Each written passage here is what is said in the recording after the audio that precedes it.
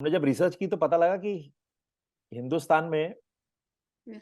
Passport सिर्फ 7% लोगों के पास पासपोर्ट है पूरे आबादी में।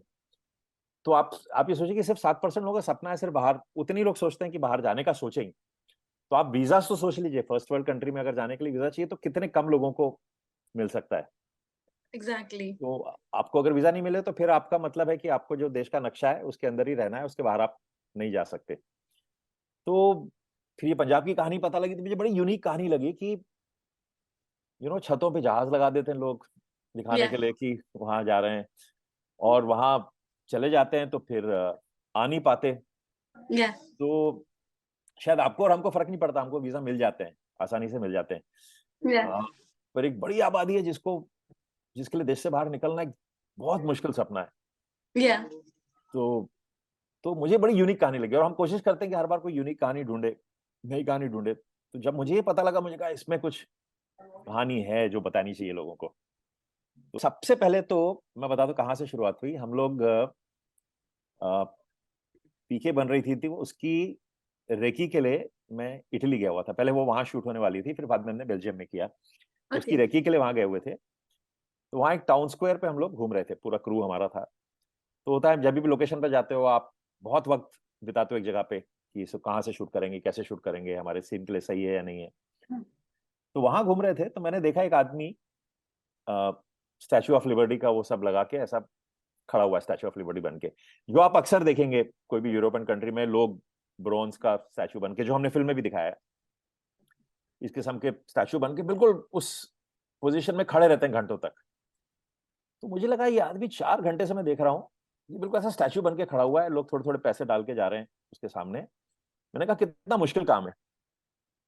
फिर थोड़ी देर के बाद उसने अपना वो मास्क निकाला, तो उसके अंदर इटली के एक छोटे से गांव में वो आदमी जो था वो इंडियन था। Okay. तो मैं उसके पास चला गया, मैंने कहा यार आप कहाँ से हो? इंडिया से हो? पंजाबी लग रहा था। Hmm. तो उसने मुझे जवाब नहीं दिया, उसने ऐसे 2 कदम पीछे लिए, और मैं पूछता रहा कहाँ कहाँ से हो आप? इंडिया से, पंजाब से? ऐसे उसने बिना जवाब दिए पलटा, टर्न हुआ और स्पीड में निकल के चला गया। मुझे समझ ही नहीं आया। फिर मुझे किसी ने बताया ये मोस्ट प्रॉब्लली ये इलीगल होंगे यहाँ पे, और ये Hmm. कहीं काम करते हैं और वीकेंड्स पे आके यहाँ पे ऐसे पैसे कमाते हैं।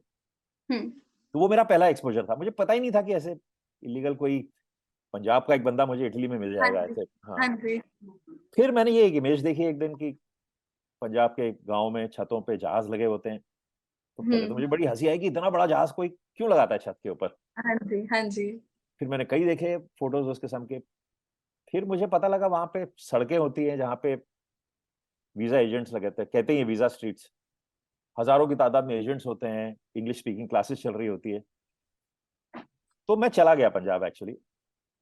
मैं गया, वो सड़कों पे घूमा, और मैं मास्क लगा के जाता था, कोविड का वक्त था उन दिनों। तो हाँ जी। चुपचाप जाके मैं किसी भी क्लास में चला जाता था और मैं कहता था कि मुझे इंग्लिश सीखनी है, एक ट्रायल क्लास लेनी है। हाँ तो जी। वो कहते थे आओ बैठ जाओ।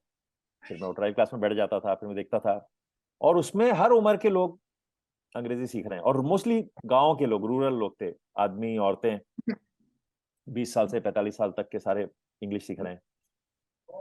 तो मुझे ये कहानी दिखने लगी कि ये एक है यहाँ पे, ये यहाँ से पंजाब से बहुत लोग जाना चाहते हैं। फिर उनकी स्टोरी समझने की कोशिश की।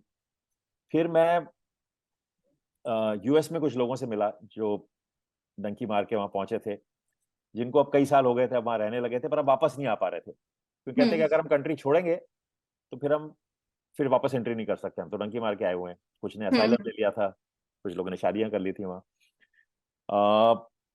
फिर मैंने कुछ डंकर से भी मुझे किसी ने लोगों ने बात करवाई, जो इस वक्त भी, मैं 2020 की बात कर रहा हूँ, जो हाँ उस जी। वक्त उस वक्त डंकी पे थे। मुझे एक आदमी मिला, उसने कहा वो अभी डंकी पे मार रहे हैं, वो मेक्सिको के आसपास हैं, वो अमेरिका जाना चाहते हैं, मैं आपकी फोन पे बात कराता हूँ। तो उन्होंने मुझे फोन पे बात कराई। थोड़ा सा अब डंकी मारने का तरीका थोड़ा बदल गया है। अब वो पासपोर्ट बना लेते हैं और एक हम्म। कंट्री तक पहुंच जाते हैं, जहां उनको वीजा ऑन अराइवल मिलता है, जहां वीजा की जरूरत नहीं होती, हम्म। वहां तक पहुंच जाते हैं, वीजा ऑन अराइवल मिल जाता है, फिर उस कंट्री से वो यूरोप में घुसने की या कोशिश करते हैं। तो थोड़ा अभी बदल चुका है, अब And of mobile course phone, with technology also. It's changed a little. Yeah. पर अभी भी हो रहा है, अभी भी आप रोज खबरें पढ़ेंगी, और मेरे पास तो बहुत वीडियोस हैं, अब तो वीडियो बना बना के वो डंकर सी वीडियो बना बना के भेजते हैं, जंगलों से नदियां पार करते हुए। कई वीडियोस हैं, आप थोड़ा सा गूगल करके देखेंगे तो इतने सारे वीडियोस हैं कि बना मार के हम यहाँ तक पहुंच गए हैं। फिर वो बोलते भी रहते हैं नहीं मारनी चाहिए, हम फंस गए आके यहाँ पे, नहीं करनी चाहिए।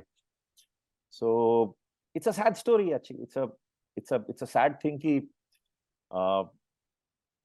क्यों जाता है आदमी, अपना घर क्यों छोड़ता है हाँ और जी। फिर कुछ पैसे कमाने के लिए, फिर वहां जाके फिर तड़पता रहता है अपने घर लौटे। तो मुझे एक लगा कि बड़ी ह्यूमन स्टोरी है, तो उसको हमने ऑफ कोर्स फर्स्ट हाफ में बड़े लाइट हार्टेड वे में और फिर अपने ढंग से बताने की कोशिश की कि क्या होता है इनकी जिंदगी में। उसके बाद ऐसा होता है कि नजर पड़ने लगती है ऐसी खबरों पे। Absolutely, absolutely. हम्म, एक फिल्म होता है ना, film is a mirror to society. तो आई फील डंकी से हमें इन सब के बारे में पता चला, एंड लोग अब लिटरली गूगल कर रहे हैं कि जी एक्चुअली में होता क्या है। जी जी। तो thank you so much sir कि आपने मूवी बनाई।